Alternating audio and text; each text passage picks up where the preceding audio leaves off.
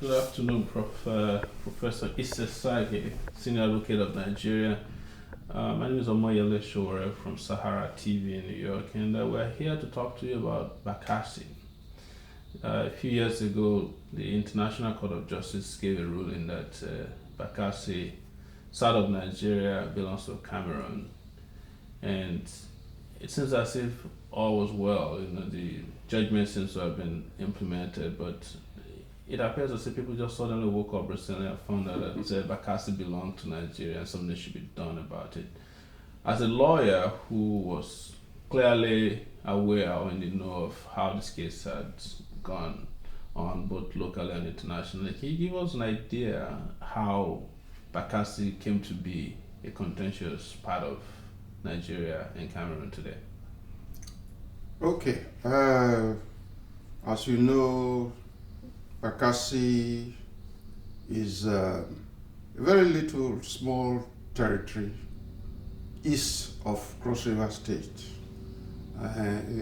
next to the Rio del Rey. It's a river they call Rio del Rey. And the people there are Efik speaking people.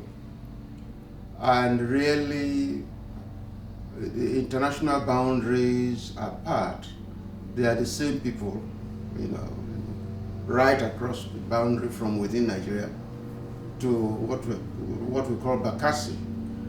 And so when the British government first came and they were concluding these treaties of protection, these deceptive treaties, they call it treaties of protection. Basically, they are treaties in which which stated that you do not relate to any other power without consulting us, and when you are trading, the trade should be between us, except with our consent, and our people, our nationals should not be tried by your court, things like that. When they wanted to sign a treaty of protection with the Bakassi people said, no, you can't. We can't sign it with you. Go and sign it. Go to the Obong of Calabar, to the king of Efik, to the Efik king, that he is our sovereign. So, in other words, the Bakassi is really an extension of Efik territory. Now, when just before the First World War, so around 1913, the Germans, for some strange reason, the Germans at that time were in control of modern Cameroon. They were the colonial power, and the Britain was colonial power of Nigeria. And then Bakassi was part of that British colony. The Germans now started putting pressure on the British that they wanted Bakassi to be ceded to them. And there was a long, lengthy negotiation with some subtle threats, because Germany was arming and so on. It looks as if the British were intimidated. So in 1913, they then signed a treaty under which they transferred Bakassi from Nigeria to the Germans. And that treaty was later questioned, the validity of that treaty was later questioned on so many grounds. One, that Britain did not have the power to transfer territory of Efik territory to the Germans, because it was not the colonial power of Nigeria at that time. It only mainly had treaties of protection, which is not the same thing as a colonial treaty. So Bakassi, the Efik territory was just a protectorate. It was just a protectorate, yes. That's one argument. The other argument was that the British government did not ratify the treaty. It wasn't ratified. Those are some of the arguments. But to cut a long story short, that incident occurred. The First World War came, Germany was defeated, then Cameroon was divided into two. The western half was added to the British dominions. So Britain now ruled Cameroon and Nigeria together. And there was no problem then because Bakassi, even as transferred under the treaty with Germany, was part of that western side. So there was no problem. Now the problem arose as a result of the 1961 plebiscite by which Western Cameroon, which was then part of Nigeria, decided to join, by plebiscite, decided to join Eastern Cameroon to form the present Cameroon Republic. And so the question that has arisen after that is, what is the status of Bakassi arising from that change? The argument is that since the treaty was invalid, that's the Nigerian argument, Bakassi remained part of Nigeria, whereas the Cameroonians are saying no. Once that session took place and both parties signed, Bakassi became part of Cameroon and not part of Nigeria. So that basically was what was before the International Court of Justice. And when the arguments came, the Cameroonians relied very heavily on that 1913 treaty.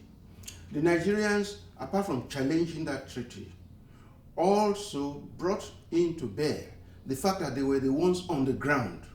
The police force, the security posts, the schools, hospitals, normal social services, everything was being provided by Nigeria. It was a Nigerian territory ruled by Nigerians and so on. That was the counterpoise to the Cameroonian argument.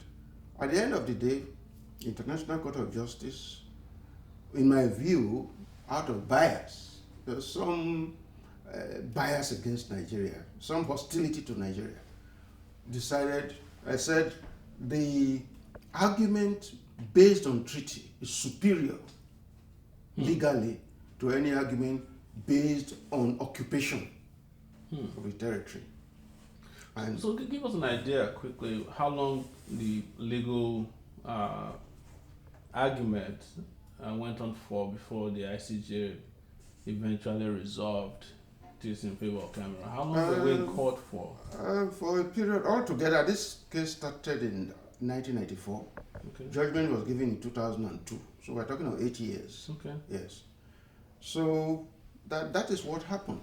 So who approached the International Court of Justice? It was Cameroon. Okay. That's another aspect of the mistake Nigeria made, because under the rules of the International Court of Justice, if you are not yet a member of the court, if you've not accepted what is called the optional clause, in which you accept the jurisdiction of the court, then you cannot, because you are now interested in a case, simply accept and then sue a party that has accepted all along.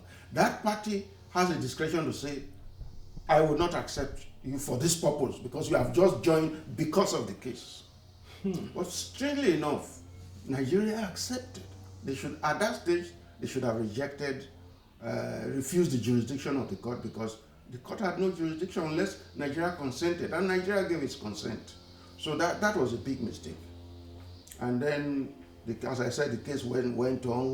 What Cameroon did was they used France, got over Italy, Germany, all these other European countries, got all of them round to support their judges to support the Cameroonian case, because France treated the matter as a personal matter, and they had their own judge in the court. Even our own counsel that we engaged, British counsel, who later became a member of the court and therefore left our team, voted against us in the case. And she was to be our counsel. So it was a clear case of a European conspiracy, as far as I'm concerned. There was conspiracy against Nigeria. So let's ask you, you were on this case at a point. For a very brief period. Yes. And, so give us an idea what you were going to go do there, and eventually what happened and why you had to leave. Okay, we had quite a lot of issues we were going to canvass. This issue of occupation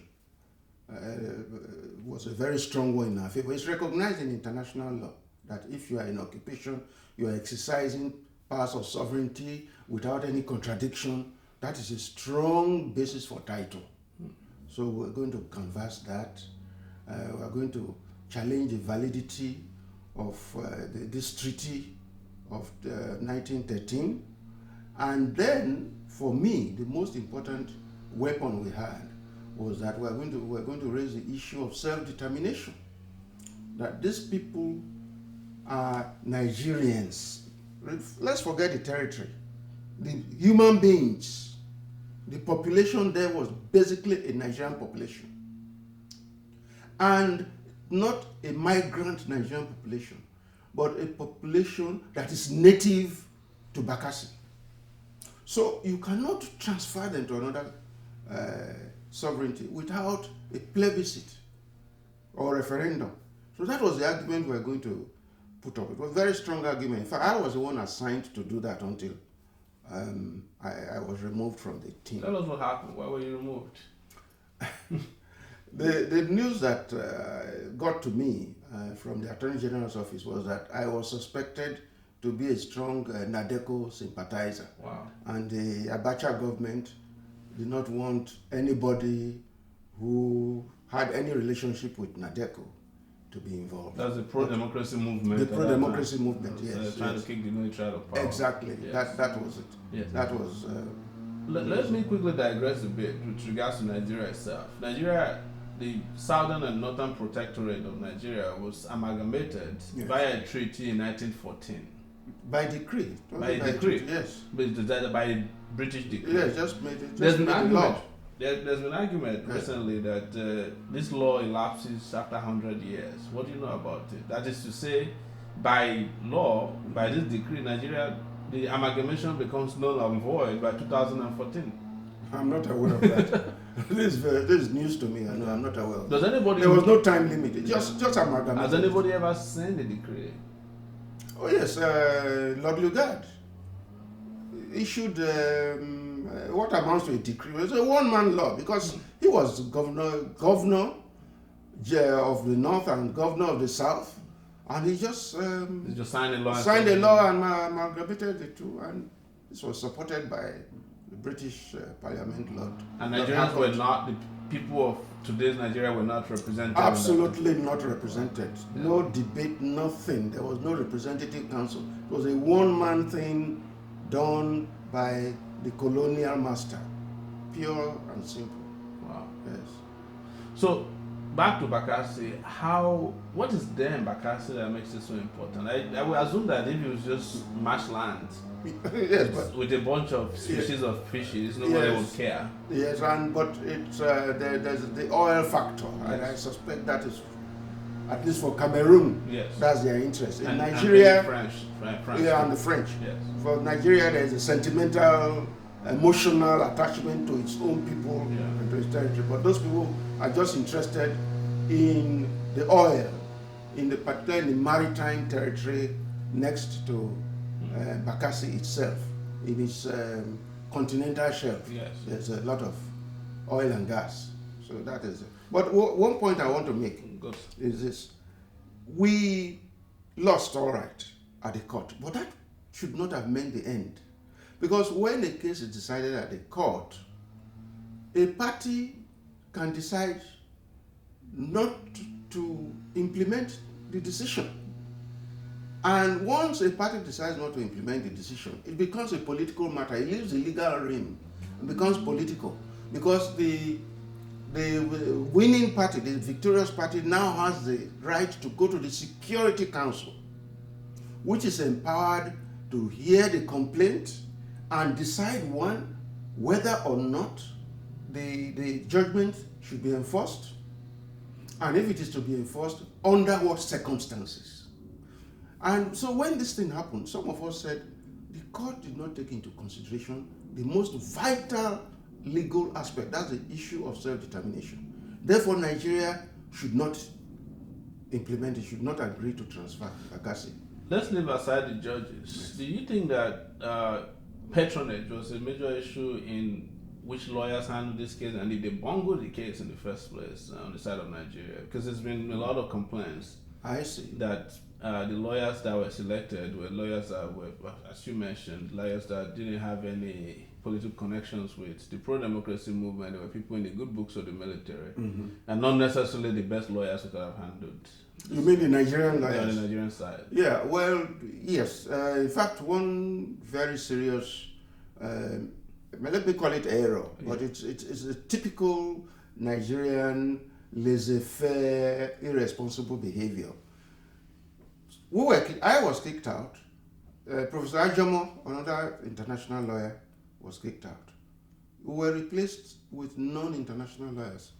They replaced us with a commercial lawyer, an Islamic scholar, and something like that. So there is no way the quality of work we're doing could be could be done reflected by the work of these people. There's no way they could have done it. So, but the international lawyers, the non-Nigerian lawyers, remained in the team, and they were some of the best. Okay. So, is there any hope that Nigeria can regain Bakassi back? Well, I do not know what information is available for those who are calling for a review. Because for a review to occur, there must be two conditions must be satisfied. One, there must be factual information, not legal, factual information, which the party that wants the review was not aware of, and the court itself was also not aware of at the time the judgment was given. That's number one. Number two, knowledge of this new situation should not have come to the party seeking a review for more than 6 months. In other words, the minute you get that information, you go back. If you have that information and keep it for more than 6 months, you lose the opportunity. 3, between the judgment and 10 years, this information, this review cannot take place 10 years after the judgment. So if you find a new situation, a new fact, 10 years after the judgment, then it's too late. So given these very, narrow confines, I don't know what it is that has been discovered. There's been a lot of clamor in Nigeria for a review. I feel probably since the people making the clamor must be legally advised, they have some legal advice, so there may be some good reason, but nobody has actually given me any evidence of it.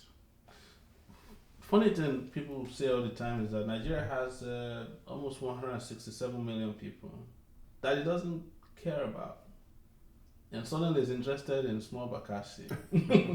How does that contradiction actually continue to resolve itself? I mean, who doesn't care about it? I mean, we have people, as we speak, in different parts of Nigeria that are abandoned by the government. Okay. The government doesn't care about them. Yeah. They don't have water, they have no roads, they have no school, no security. Some of them don't have food. As we speak, 22 states in Nigeria are underwater, and the government don't seem to care, and they're worried about Bakassi. This is some things people have been saying, that even though Bakassi might have all the gas reserves in the world, Nigerian government is too irresponsible to even deserve an inch of land beyond the one it cannot manage. What do you say to this? Well, in the first place, it's really not the government that is the driving force behind this clamor to review. It is people outside civil society organizations and then National Assembly, the legislative aspect of the government, that are pressuring. In fact, the executive part of government, as the president and the executive, were, at least before, up till recently, were very, very reluctant. They were being pressured. So, in a sense, you cannot accuse them of wanting to take on more responsibility when they are not exercising proper care for those already under their control. So they are being pressured into accepting that. I think the tremendous pressure is going on. But the question of neglect of Nigerians and all that, it's a function of the decay of society and the poor quality of political elite we have had since the Second Republic. So it's not a new thing. So recently, it's not even recent, but over the years, it seems that the structure of Nigeria, its unity, its foundation, is just kind of shivering and shifting and falling apart. And to the extent that, I mean, Bakassi may no longer be an issue if we continue down the path that we are on now, of religious intolerance, Yes. mass killing, and kidnapping, crime everywhere. Yes. What I know you in the past advocated sovereign national conference, if I'm correct. Yes. Do you still stand on that position? Oh, definitely. And my feeling is that we really need to sit down, as most advocates of it have been saying, sit down, discuss the basis of our association with each other, and redefine it in a way that if we decide to continue to coexist under the umbrella of one country, it will be in circumstances in which we would all be much more comfortable with each other. My view has always been that the present system we're operating is a unitary system. For a multilingual, multicultural type of multi-ethnic, multinational country like Nigeria, what we are operating now is totally unsuitable.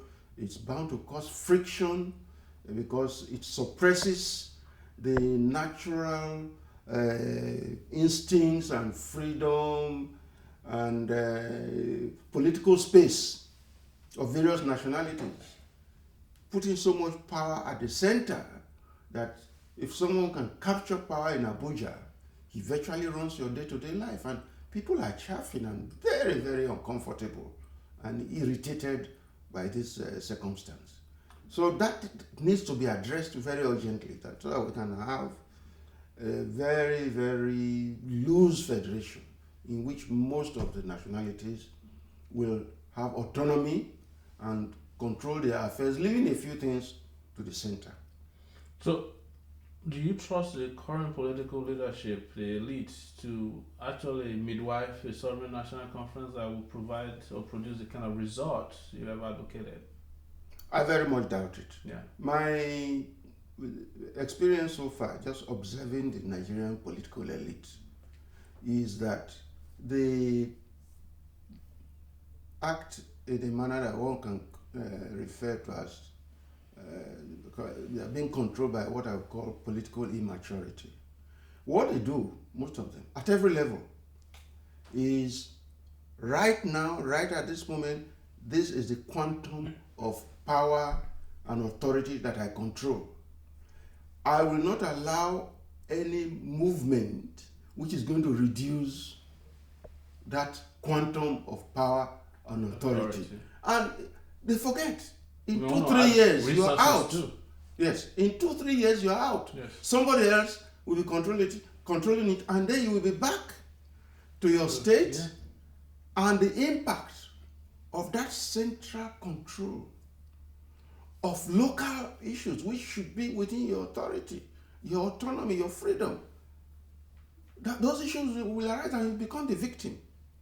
So they have this this psychology of being controlled by their temporary access to power. That is the big problem we have. They don't think far in advance. They have no long-term planning. They think just short term, now. That's a big problem. So if we could go in on this route, they don't allow a sovereign national conference to hold and things keep degenerating. Where would Nigeria end? Tensions will just be building up. And what will happen? I don't know. But definitely it's very unhealthy.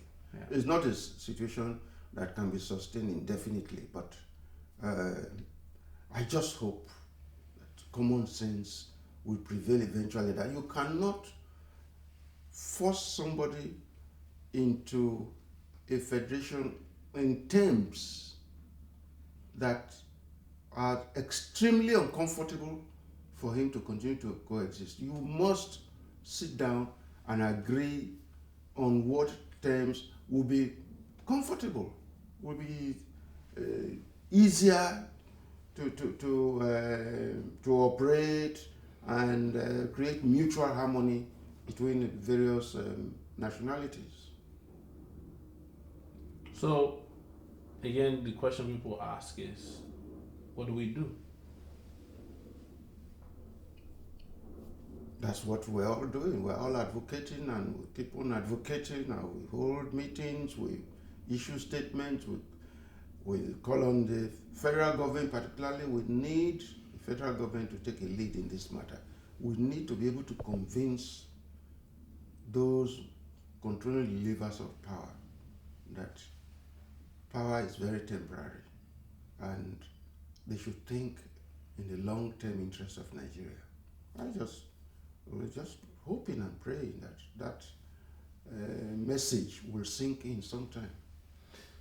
I mean, having practiced law for so many years, you're almost at a stage where you can be referred to as a statesman.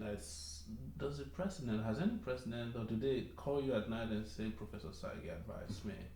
I don't know what I'm doing, or what can I do?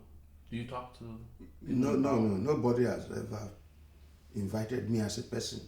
But that doesn't mean that they don't invite others who have even better credentials than myself. People like Professor Nwabweze, General Danjuma, such prominent people who have had a long history of activism of one sort or the other in Nigeria have been consulted, by this government. But I have personally not been approached, but I don't mind. I mean, as long as the right thing is done, it doesn't concern me how this is achieved. Yes. Final question, because I know it's hard, is the legal profession. One of the things that we've covered on the side of being a citizen journalist is the corruption, the monumental corruption in the judiciary. Yes. Especially arising from electoral cases. Yes. How can this be tackled?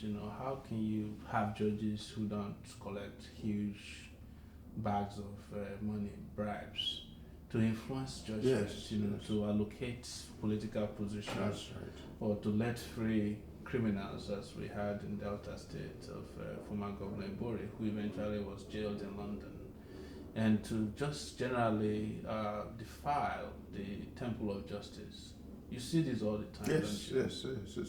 It's very disheartening.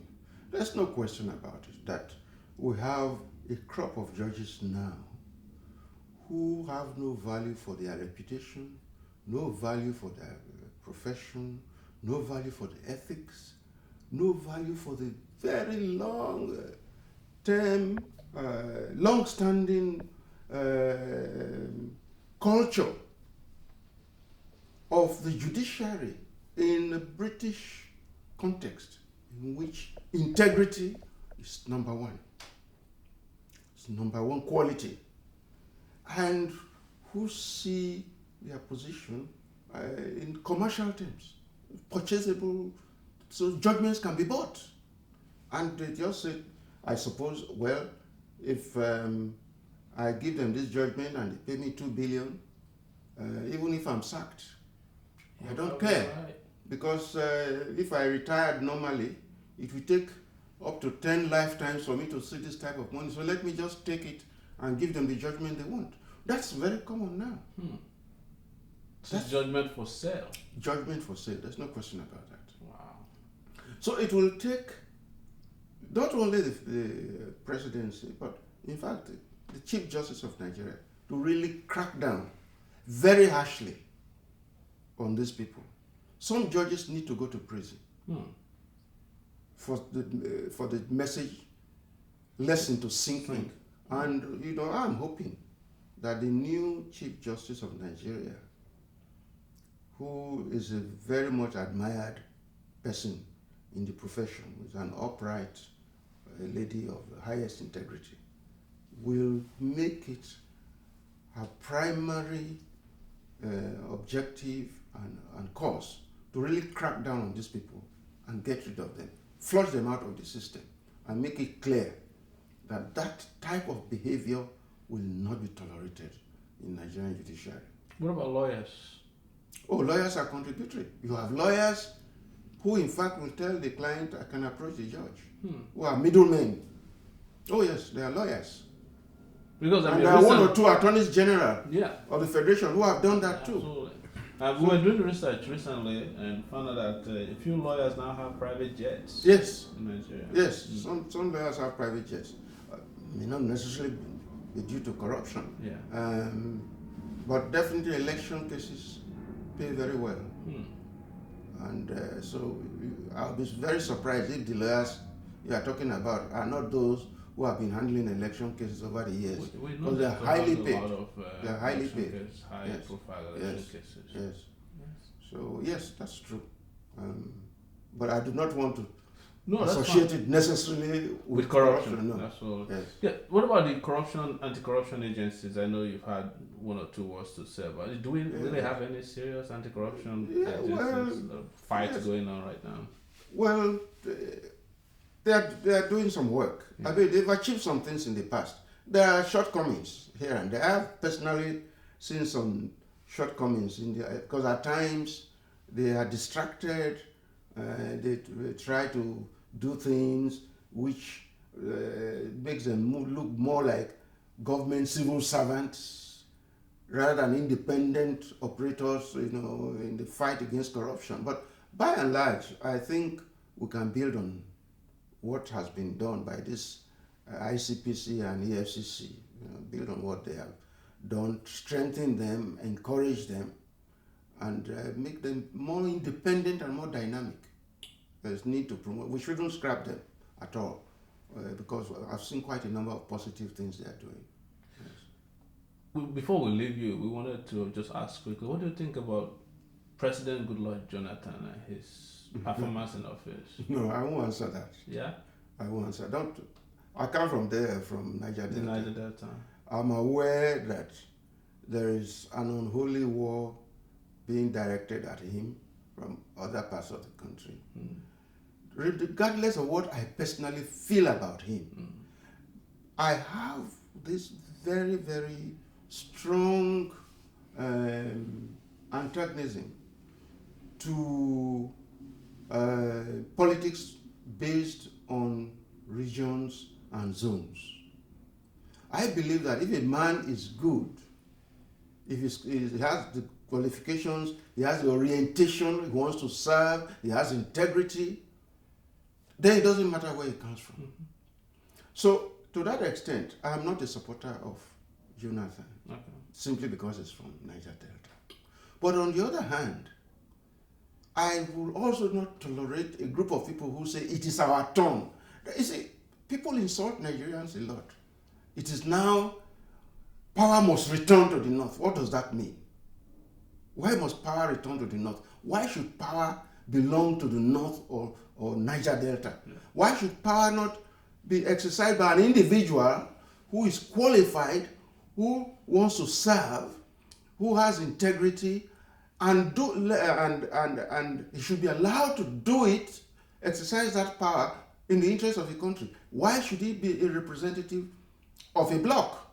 So to that extent, I reject the idea that Jonathan represents Niger Delta. So to that extent, I quarrel very strongly. I have strong reservations about the Niger Deltans and the various groups that talk of our son. That's irrelevant. It's either good or it's not good. Question of son does not arise. At the same time, I'm very much against the northern groups that are saying it's our turn. Yeah. Because if you talk of our turn, it means that power can go to anybody and be exercised in any manner. As long as groups are benefiting at the expense of others, then it's all right.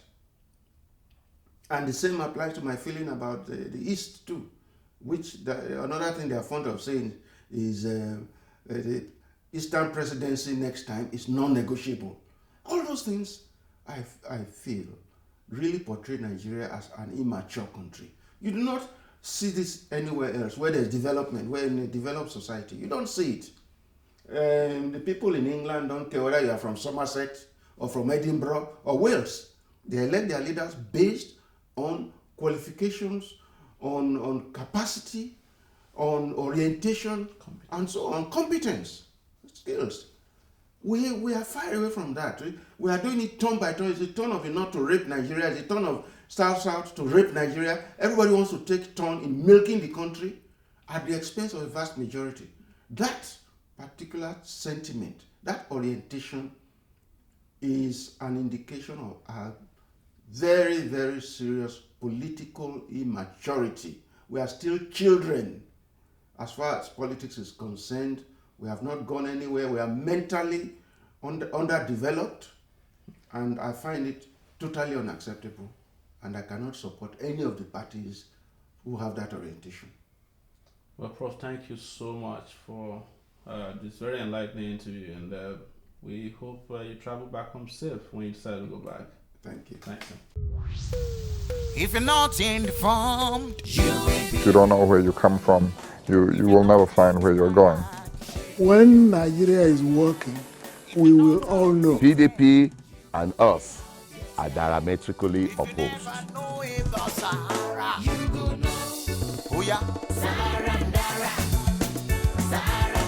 Sahara TV, na them be the TV, the best TV, information, education, inspiration. Sahara TV, they get I am from Sahara TV. I'd like to ask you a few questions. information, education.